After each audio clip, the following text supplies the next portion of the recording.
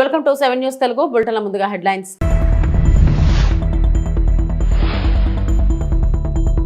పదేళ్లలో నిర్లక్ష్యానికి గురైన వ్యవస్థలను చక్కదిద్దుతున్నాం సీఎం రేవంత్ రెడ్డి.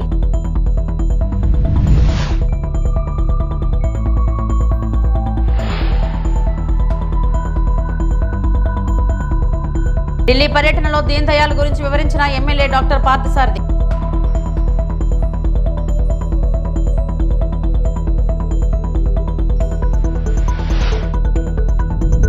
సినీ నటుడు సోను సూద్ తిరుమల శ్రీవారిని దర్శించుకున్నారు.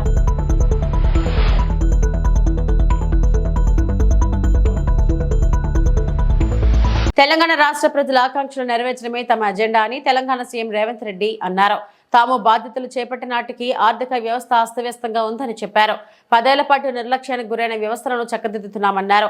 సికింద్రాబాద్ పరేడ్ గ్రౌండ్ లో నిర్వహించిన తెలంగాణ ఆవిర్భావ వేడుకల్లో సీఎం పాల్గొని జాతీయ పతాకాన్ని ఆవిష్కరించారు. ఆ తర్వాత పోలీసుల నుంచి గౌరవవందనం స్వీకరించారు. అనంతరం రేవంత్ రెడ్డి మాట్లాడారు. మా ఎస్సీలకు ఉన్న 15% రిజర్వేషన్ ని గ్రూప్ 1 కు 1%, గ్రూప్ 2 కి 5%, గ్రూప్ 3 కి 9% ఇవ్వడం ద్వారా ఎస్సీ కులాల వర్గీకరణ చేసి దేశంలోనే మొదటి రాష్ట్రంగా వర్గీకరణ చేసిన రాష్ట్రంగా మనం ముందు బాగానే నిలబడ్డాం. అంటే ఈనాడు తెలంగాణ ప్రజా ప్రభుత్వం బలహీన వర్గాలకు ఎస్సీలకు సంబంధించిన ఎంతో దీర్ఘకాలికంగా సమస్యలుగా ఉన్న వాటిని శాశ్వత పరిష్కారం చూపించడం ద్వారా ఇతర రాష్ట్రాలకు దేశానికి ఆదర్శంగా నిలబడ్డామని చెప్పడానికి నేను గర్వపడుతున్నాను. మిత్రులారా, అదేవిధంగా సంక్షేమ పథకాలను పటిష్టంగా అమలు చేసి పేదలకు ప్రజా ప్రభుత్వం అండగా నిలుస్తుంది. ఇల్లు లేని నిరుపేదల కోసం ఇందిరమ్మ ఇండ్ల పథకం ద్వారా ఇంటి నిర్మాణానికి 5 లక్షల ఆర్థిక సహాయం అందిస్తున్నాం. ఈ పథకం ద్వారా 4,50,000 ఇళ్లను ఈ సంవత్సరం పేదలకు అందించడం ద్వారా 22,500 కోట్ల రూపాయలు ఖర్చు పెట్టి పేదలను ఇంటి వాళ్ళను చేయడం ద్వారా ఆత్మగౌరవంతో బ్రతికే విధంగా ఈనాడు పేదలను ఆదుకోవడానికి మన ప్రభుత్వం ఇందిరమ్మ ఇండ్ల సంక్షేమ పథకాన్ని ముందుకు తీసుకువెళ్తున్నదని చెప్పి మీ అందరికీ చెప్పడానికి నేను సంతోషిస్తున్నాను. అదేవిధంగా ఇప్పటి వరకు 5,364 ఇందిరమ్మ లబ్ధిదారులకు 53,64,00,000 రూపాయలు నేరుగా లబ్ధిదారుల ఖాతాలోనే వేయడం జరిగింది. అదేవిధంగా మిత్రులారా, పేదల ఆకలి తీర్చడమే కాదు, వారి ఆత్మగౌరవంతో జీవించేలా సన్న బియ్యం పథకాన్ని ప్రారంభించాం. సంక్షేమ పథకాల చరిత్రలో సన్న బియ్యం ఒక ట్రెండ్ సెట్టర్. తెలంగాణలో 3 కోట్ల మంది సన్న బియ్యం పథకం ద్వారా లబ్ధి పొందుతున్నారు. ఖమ్మం జిల్లా సారపాకలో స్వయంగా నేనే సన్న బియ్యం లబ్ధిదారుల ఇంటికి వెళ్ళి ఆ గిరిజన కుటుంబంతో కలిసి సహపంక్తి భోజనం చేసినప్పుడు ఆ కుటుంబ సభ్యుల కళ్ళల్లో చూసిన ఆనందం జీవితకాలం నాకు గుర్తుండిపోతుంది. ఎందుకంటే ఒకనాడు రేషన్ షాపుల్లో ఇచ్చే దొడ్డు బియ్యం మిల్లర్ల మాఫియా లేకపోతే దళారుల మాఫియా చేతుల్లో ఆనాడు వాళ్ళ చేతుల్లో ఉండే. ఈనాడు సన్న బియ్యం ఇవ్వడం ద్వారా 3,10,00,000 మంది తెలంగాణ ప్రజలకు ప్రయోజనం చేరడమే కాకుండా ప్రతి ఒక్కరు ఆ సన్న బియ్యం తెచ్చుకొని ఈరోజు వండుకొని తింటున్నారు. నిజంగా ఇది ఒక గొప్ప విప్లవాత్మకమైన మార్పు. దీనికి ప్రజా ప్రభుత్వం పునాది వేసిందని తెలియజేయడానికి నేను సంతోషపడుతున్నాను మిత్రులారా. అదేవిధంగా పెట్టుబడులు మిత్రులారా, తెలంగాణ రాష్ట్రం సంక్షేమమే కాదు అభివృద్ధిలో కూడా దేశానికి ఆదర్శంగా నిలబడాలని స్టేట్ ఓన్డ్ ట్యాక్స్లో దేశంలోనే మొదటి స్థానంలో ఉన్నాం. అదేవిధంగా స్వదేశీ విదేశీ పెట్టుబడులను ఆకర్షించడంలో తెలంగాణ రాష్ట్రం ఈ దేశంలోనే మొదటి స్థానంలో ఉంది.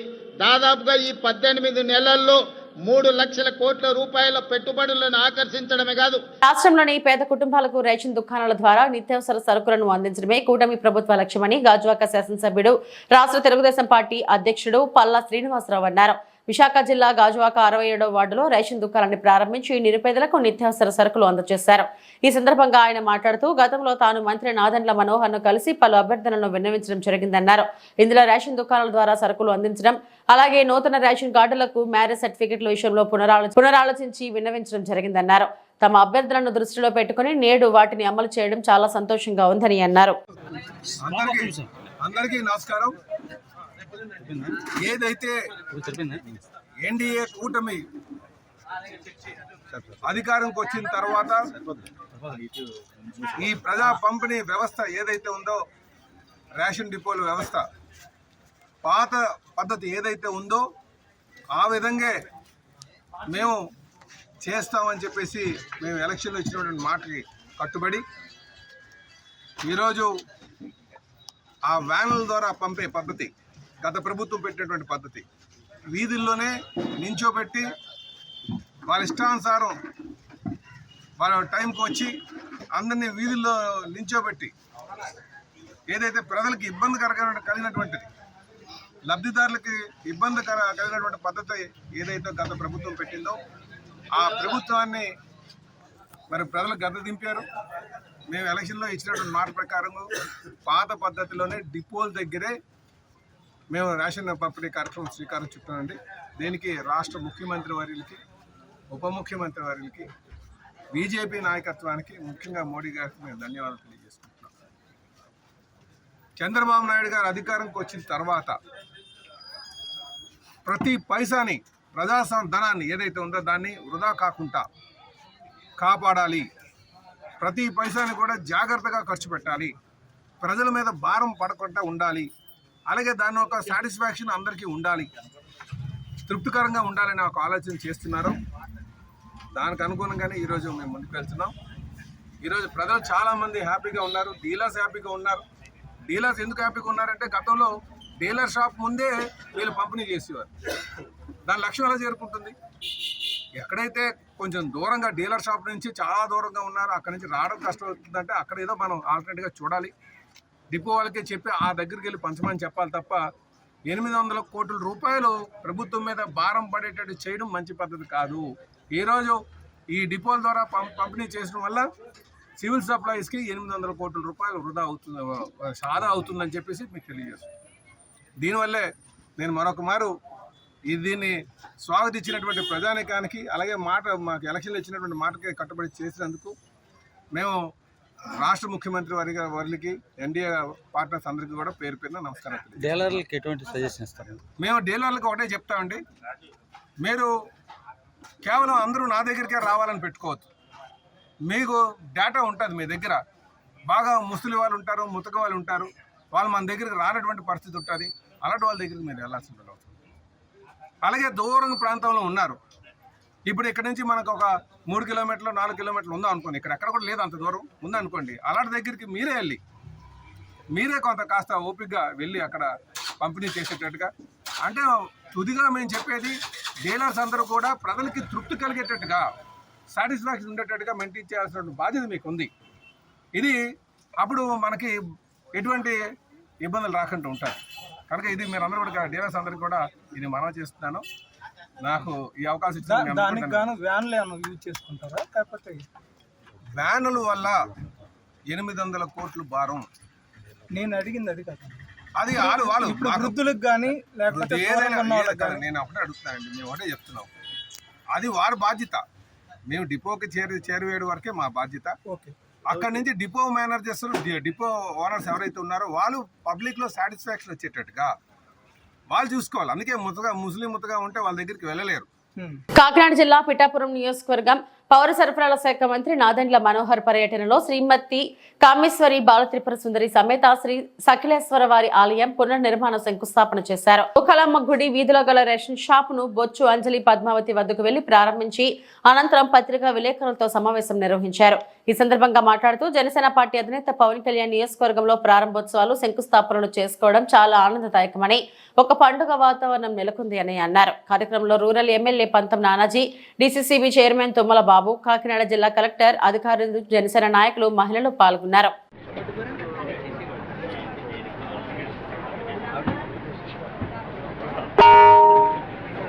దాదాపు 1700 కోట్ల రూపాయలు వెచ్చించి రాష్ట్రానికి ఎంతో నష్టం కలిగించారు. ఈ 29,000 రేషన్ షాపులు ప్రతిరోజు 1వ తారీఖు నుంచి 15వ తారీఖు వరకు ఉదయం 8 నుంచి మధ్యాహ్నం 12 వరకు, మళ్ళీ 4ంటికి ఓపెన్ చేసుకుని సాయంత్రం 8 వరకు కార్డుదారులు అందరికీ కూడా అందుబాటులో ఉంటారు. ఇంకొక ముఖ్య కార్యక్రమం దీంట్లో ప్రారంభించాం. మొట్టమొదటిసారి రాష్ట్ర ప్రభుత్వం తీసుకున్న నిర్ణయం ఎవరైతే 60 సంవత్సరాలు నిండిన వృద్ధులు ఉన్నారో, ఎవరైతే దివ్యాంగులు ఉన్నారో వాళ్ళందరికీ కూడా ఇంటికే వెళ్ళి డెలివరీ చేసేటట్టు 5వ తారీఖు లోపే ప్రతి రేషన్ షాప్ నుంచి ఆ కార్యక్రమం ప్రారంభిస్తాం. మన కాకినాడ జిల్లాలోనే దాదాపు 71,000 మంది దానికి అర్హతగా మేము గుర్తించాం. రాష్ట్ర వ్యాప్తంగా 15,60,000 మందిని ఇంటింటికి వెళ్ళి మేము డోర్ డెలివరీ చేస్తాం. ఇప్పటికీ 10:30 సుమారు ఈ సమయంలో కూడా ఈ 29,796 షాపులు గాను 24,795 షాపులు ఆల్రెడీ ఉదయం నుంచి రేషన్ పంపిణీ చేస్తూ ఉన్నారు. ఇది ఒక అద్భుతమైన కార్యక్రమం. మన రాష్ట్రంలో ఉన్న జనాభాలో 4,42,00,000 మందికి మేము రేషన్ సరఫరా చేసేటట్టు ఏర్పాటు చేశాం. అదే కాదు, అదనంగా 10% కూడా ప్రతి షాప్కి ఎక్కువగా ఇచ్చాం. ఎందుకంటే కేంద్ర ప్రభుత్వం అవలంబించబోయే కొత్త పాలసీని మన రాష్ట్రంలో ముందే మనం ప్రవేశపెట్టి ఎక్కడైనా సరే, ఏ షాప్లో అయినా సరే ఎవరైనా రేషన్ కార్డుదారులు వారి సరుకును తీసుకోవచ్చు. దాన్ని పోర్టబిలిటీ అంటాం. నేషన్ వైడ్ పోర్టబిలిటీ ఎస్టాబ్లిష్ చేస్తున్నారు కాబట్టి ముందుగానే మనం మన రాష్ట్రంలో ఈ కార్యక్రమాన్ని అద్భుతంగా ముందు తీసుకొచ్చాం. ఎంతో గర్వకారంగా భావిస్తున్నాను నేను. మా పార్టీ అధ్యక్షులు పవన్ కళ్యాణ్ గారి నియోజకవర్గంలో పిఠాపురంలో ఈ రోజున ఈ రాష్ట్ర వ్యాప్తంగా ఈ కార్యక్రమాన్ని ప్రారంభించడం ఒక గొప్ప అదృష్టంగా భావించడమే కాకుండా మా నాయకులు, కార్యకర్తలు అందరూ కలిసికట్టుగా ప్రతి షాప్లో కూడా ప్రతి గౌరవ శాసనసభ్యులు, పార్లమెంట్ సభ్యులు, మంత్రులు అందరినీ కూడా ముఖ్యమంత్రి గారు కూడా ఆదేశించారు. ఈ రోజున కనీసం 3 రేషన్ షాపులు ప్రారంభించమని ఈరోజు గౌరవ ముఖ్యమంత్రి గారు ఆదేశించడం జరిగింది. ఖచ్చితంగా ప్రతి నియోజకవర్గంలో కూడా పారదర్శకంగా, నిజాయితీగా ప్రతి కుటుంబానికి, ప్రతి డీలర్ కూడా ఆదర్శవంతంగా నిలబడేటట్టు మేము తీర్చిదిద్దాం. టెక్నాలజీని ఉపయోగించుకుంటున్నాం. గతంలో ఎప్పుడు లేని విధంగా ఒక కొత్త యాప్ డిజైన్ చేసాం. ఆ యాప్ ద్వారా ఎప్పటికప్పుడు నమోదు చేసుకుంటూ ప్రతి గంట కూడా మాకు పెన్షన్లు ఏ విధంగా మేము ప్రతిరోజు సమాచారం అందిస్తున్నామో అదేవిధంగా రేషన్ సరుకులు కూడా ఎన్ని షాపుల్లో ఎంతమందికి అందిందో, ఏ గంటకి ఎంతమందికి అందిందో దానిపైన కూడా మేము ఖచ్చితంగా సమాచారం మేము తెచ్చుకున్నాం ఈ టెక్నాలజీ ద్వారా. రాబోయే రోజుల్లో ఖచ్చితంగా మేము మరింత మార్పులు తీసుకొస్తాం. సీసీ కెమెరాలు ఏర్పాటు చేస్తాం. వచ్చిన వినియోగదారులకి సౌకర్యాలు కల్పిస్తాం. ఈ షాపుల ప్రాంతంలో పారిశుద్ధ్యత గురించి అక్కడ ఉన్న డీలర్లకి ఈ వ్యవస్థ పైన వాళ్ళకి ఢిల్లీ పర్యటనలో దీన్ దయాళ్ గురించి వివరించిన ఎమ్మెల్యే డాక్టర్ పార్థసారథి. కర్నూలు జిల్లా అదోని నియోజకవర్గం ఎమ్మెల్యే డాక్టర్ పార్థసారథి మాట్లాడుతూ దీన్ దయాళ్ ఉపాధ్యాయ భారతీయ జనతా పార్టీ వ్యవస్థాపకుల్లో ఆయన ఒకరు. భారతీయ జనతా పార్టీ ఏర్పడక ముందు భారతీయ జనసంఘంలో ఆయన ఉండేవారు. 60 సంవత్సరాల ముందు ముంబైలో భారతదేశం అభివృద్ధి గురించి ఎలా అభివృద్ధి చేయాలో అన్న విషయం గురించి మాట్లాడుతూ భారతదేశం ఎలా అభివృద్ధి చెందితే అఖండ భారతదేశంగా నిలుస్తుందో అని అంశాల గురించి చెప్పారు. ఈ రోజు నుంచి 60 సంవత్సరాల ముందు ముంబైలో భారతదేశ అభివృద్ధి గురించి, తను భారతదేశం ఏ విధంగా అభివృద్ధి చెందాలనుకుంటున్నారు అన్న విషయాల గురించి, కేవలం అభివృద్ధి మాత్రమే కాదు, ఏ పద్ధతిలో అభివృద్ధి చెందితే భారతదేశం అఖండ భారతదేశం అవుతుందన్న అంశాన్ని ఆయన చెప్పారు. దాన్ని దృష్టిలో పెట్టుకుని ఈ రోజు ఢిల్లీలో ఎన్డీఎంసీ కన్వెన్షన్ హాల్లో 2 రోజుల పాటు దేశవ్యాప్తంగా ఉన్నటువంటి భారతీయ జనతా పార్టీ ప్రతినిధులైనా సరే, ఎమ్మెల్యేలు, ఎంపీలైనా సరే, అలాగే వివిధ యూనివర్సిటీలకు సంబంధించిన ప్రొఫెసర్లు, స్కాలర్లు, విద్యార్థులు, వివిధ రంగాల్లో ఉన్నటువంటి మేధావులందరినీ తీసుకుని వచ్చి 2 రోజుల కార్యక్రమాన్ని ఈ రోజు నిర్వహిస్తా ఉన్నాం. ఈ 2వ రోజు ఈ కార్యక్రమంలో మీరు చూస్తాను, ఒకవైపున ఎగ్జిబిషన్ ని ఏర్పాటు చేశారు. ఆ రోజుల్లో ఆయన ఏ విధంగా కళ్ళగా అన్నాడో, ఏ విధంగా భారతదేశం ఉండాలనుకున్నాడో, వివిధ విషయాల మీద ఏం చెప్పాలనుకున్నాడో అవన్నీ కూడా, అంటే సైనిక రంగం ఎలా అభివృద్ధి చెందాలా, లేకపోతే గ్రామీణ రంగం అభివృద్ధి ఎలా చెందాలా, బ్యాంకింగ్ రంగం ఎట్లా ఉండాలి, విద్య ఎలా ఉండాలనుకున్నాడో ఆ విధమైన ఎగ్జిబిషన్ ఇక్కడంతా కూడా పెట్టారు. వేలాది మంది ఇక్కడ ఎగ్జిబిషన్ చూస్తా ఉన్నారు. ఇక్కడ మనం చూస్తే ఈ కన్వెన్షన్ హాల్లో 2 పెద్ద ఫ్లోర్లలో సుమారుగా 2,000 మంది కూర్చొని ఈరోజు ఈ వ్యవహారం, అంటే ఆయన ఆలోచన విధానం, ఆ రోజు భారతదేశం గురించి ఆయన ఏం ఆలోచన చేశారు, అదే ఈ రోజు మనం ఇప్పుడు ఏదైతే దీనదయాళ్ ఉపాధ్యాయ గారు అప్పట్లో భారతదేశం నుంచి కళ్ళగన్నాడో దాన్నే నరేంద్ర మోదీ ప్రధానమంత్రి అయిన తర్వాత అమలు చేస్తున్నాడు.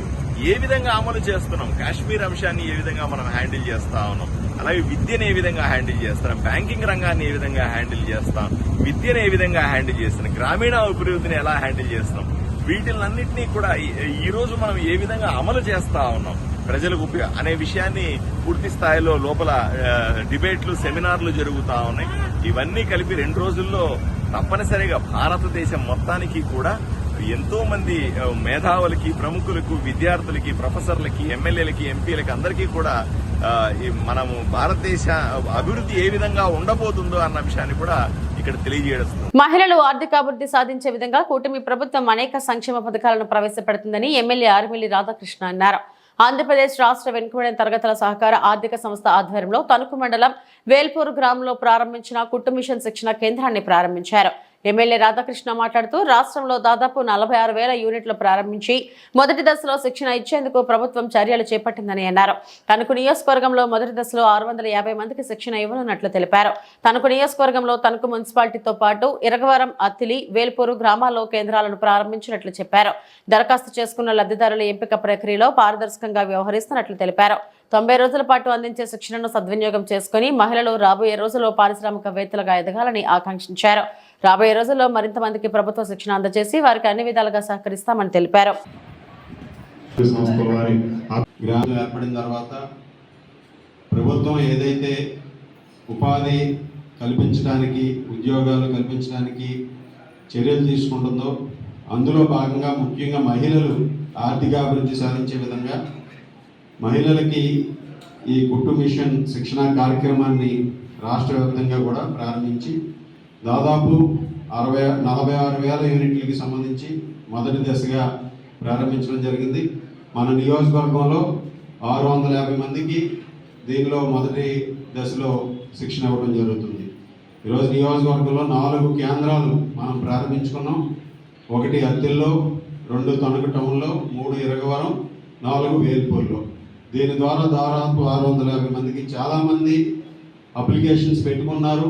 ఎక్కడా కూడా లబ్ధిదారుల ఎంపికలో కూడా ఒక పారదర్శకంగా వ్యవహరించి ఎక్కడా కూడా ఎవరికి ఇబ్బంది లేకుండా ఈరోజు దీని ద్వారా ఎంపిక చేయడం జరిగింది. ముఖ్యంగా వెనుకబడిన కులాలకు చెందినటువంటి మహిళలకి అధిక ప్రాధాన్యత ఇచ్చి వారి కాళ్ళ మీద నిలబడే విధంగా ఈ శిక్షణ ఒక అన్ని విధాలుగా ఒక ప్రొఫెషనల్గా శిక్షణ పొందిన తర్వాత కుట్టు మిషన్ కూడా ఇచ్చి ప్రభుత్వం వారిని ప్రోత్సహిస్తుంది. ఎవరి కాళ్ళ మీద వారు నిలబడే విధంగా ఒక దర్జీగా మీరు మీ వ్యాపారాన్ని ప్రారంభించే విధంగా ఈ కార్యక్రమాన్ని ప్రభుత్వం ప్రారంభిస్తుంది. కనుక ఇది మీరు అంతమందికి ఈ శిక్షణా కార్యక్రమాలు ఏర్పాటు చేసి వారికి ప్రభుత్వం అన్ని విధాలుగాను కూడా అండగా ఉంటుందని ఈ సందర్భంగా తెలియజేసుకుంటూ, ముఖ్యంగా చంద్రబాబు నాయుడు గారు కూటమి ప్రభుత్వం ఎప్పుడూ కూడా మహిళల పక్షపాతిగా ఉండేటటువంటి ప్రభుత్వం. మహిళల కోసం అనేక స్కీమ్స్ పెట్టారు ఇప్పుడు చంద్రబాబు నాయుడు గారు. అలాగే డ్వాక్రాలకు సంబంధించి అనేక ఈరోజు ఏదైతే డ్వాక్రా రుణాలు ఉన్నాయో దాన్ని కూడా గతంలో ఉన్న దానికంటే ఈరోజు రెట్టింపు రుణ సదుపాయం కల్పిస్తున్నారు శ్రీనిధి ద్వారా. గెలుపు ఓటములను క్రీడాకారులు సమానంగా స్వీకరించాలని ప్రభుత్వ విప్ బొమ్మిడి నాయకర్ అన్నారు. పశ్చిమ గోదావరి జిల్లా నర్సాపురంలో జనసేన నాయకులు పోలిశెట్టి శ్రీనివాస్ ఆధ్వర్యంలో నిర్వహించిన జిల్లా స్థాయి క్రికెట్ పోటీలలో విజేతలకు Nayakar Kapu corporation chairman Kothapalli Subbarayudu, TDP incharge Ramarajulu ముఖ్య అతిథులుగా విచ్చేసి విజేతలకు బహుమతులను అందించారు. మొదటి బహుమతి శ్రీహరిపేట, రెండవ బహుమతి వేముల తీవి విజేతలుగా నిలిచారు. అనంతరం నాయకర్ మాట్లాడుతూ క్రీడలకు కూటమి ప్రభుత్వం పెద్దపీట వేస్తున్నట్టు చెప్పారు. కాపు కార్పొరేషన్ చైర్మన్ సుబ్బారాయుడు మాట్లాడుతూ గ్రామీణ ప్రాంతంలో ఇటువంటి పోటీలు నిర్వహించడం వల్ల ప్రతిభావంతులైన క్రీడాకారులను గుర్తించేందుకు అవకాశం కలుగుతుందన్నారు.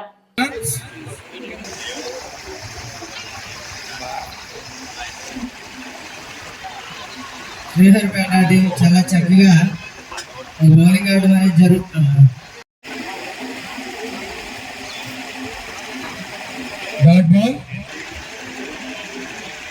వాళ్ళకి క్రికెట్ టోర్నమెంట్ నియోజకవర్గంలో కూడా మరి ఎలాంటి క్రికెట్ టోర్నమెంట్ ఏర్పాటు చేసినటువంటి సోదరుడు శ్రీనివాస్కి మరొకసారి అభినందన తెలియజేసుకుంటూ మరి ప్రత్యేకంగా మరి ఎవరు క్రికెట్ ఆడినటువంటి ఈ 32 టీమ్స్ అందరికీ కూడా నేను అభినందనలు తెలియజేసుకుంటూ, అంటే ఫైనల్ మ్యాచ్ నేను చూడలేకపోయిన లాస్ట్లో వచ్చాను నేను. 2 టీమ్స్ బోత్ టీమ్స్కి కూడా విన్నర్స్ అవ్వచ్చు లేదా రన్నర్స్ అవ్వచ్చు, మరి ఇద్దరికి కూడా నేను హృదయపూర్వక అభినందన తెలియజేసుకున్నాను. అంటే స్పోర్టివ్గా తీసుకోవాల్సిన అవసరం, ఎందుకంటే గెలిపోవడం సహజమే. అంటే ఈరోజు ఓడిపోవచ్చు, రేపు ఇంకో టోర్నమెంట్లో గెలవచ్చు.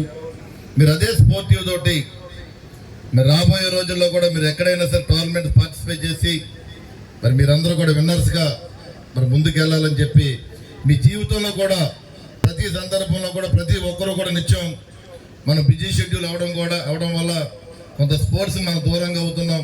మరి అలాంటి పరిస్థితుల్లో ఇవాళ ఇక్కడ చక్కటి క్రికెట్ టోర్నమెంట్ ఏర్పాటు చేసి మరి యువతలో కూడా ఒక క్రీడా స్ఫూర్తిని కలిగించే విధంగా మరి కార్యక్రమం మరి ఏర్పాటు చేసినటువంటి కమిటీ వారందరూ కూడా నేను ధన్యవాదాలు తెలియజేసుకున్నా.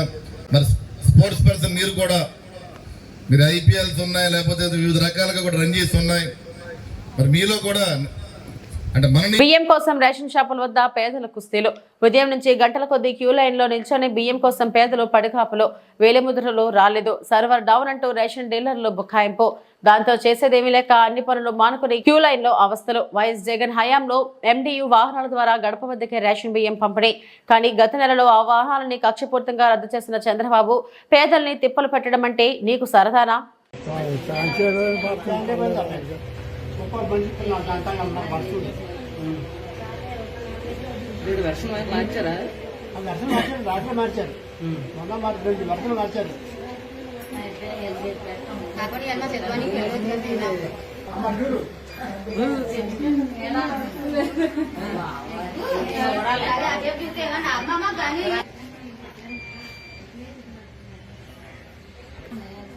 సినీ నటుడు సోను సూద్ తిరుమల శ్రీవారిని దర్శించుకున్నారు. ఈ తెల్లవారుజామున కుటుంబ సభ్యులతో కలిసి స్వామివారి సుప్రభాత సేవలో పాల్గొన్నారు. వెంకటేశ్వర స్వామిని దర్శించుకుని మొక్కులు చెల్లించుకున్నారు. దర్శనానంతరం వేద పండితుల స్వామివారి తీర్థ ప్రసాదాలను అందజేశారు.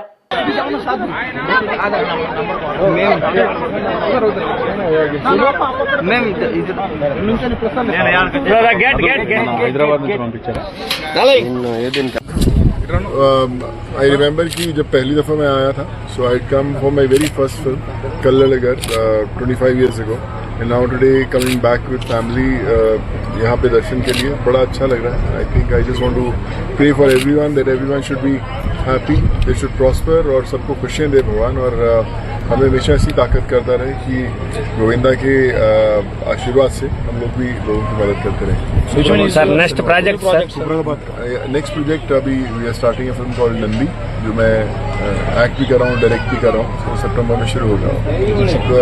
गोविंदा के दर्शन के लिए जरूर आएंगे. आज सुप्रभातम दर्शन हुए हैं और दिन की शुरुआत हुई है. बहुत अच्छा है and I pray for everyone in this world. Thank you so much.